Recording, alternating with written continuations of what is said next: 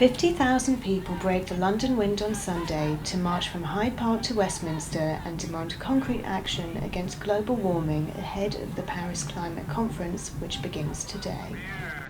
We need as good a result as possible out of Paris. It won't be good enough. It's part of an ongoing process, not an end point. But I think one of the things that the Green Party is demanding from the Paris climate talks is a legally binding framework. We need to not just have nations making promises, but have sanctions available if they don't live up to those promises. I'm Australian and I would be marching in Australia if I lived there now.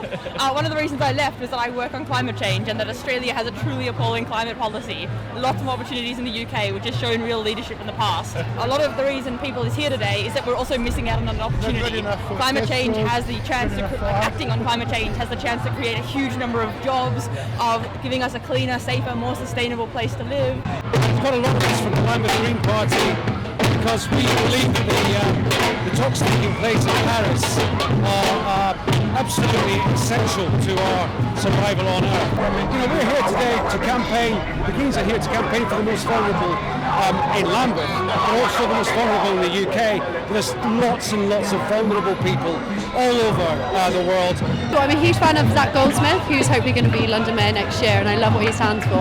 Especially, it's not always about environmental sustainability, it's matching with economic, and there is always a solution. We should really be working towards that. As the protesters arrived in Westminster, they called for action from David Cameron, who joins more than 140 world leaders in Paris today, including President Obama and Indian Prime Minister Narendra Modi. After the speeches, negotiators will have 2 weeks to strike a deal, and a march through Paris is already scheduled for December 12th.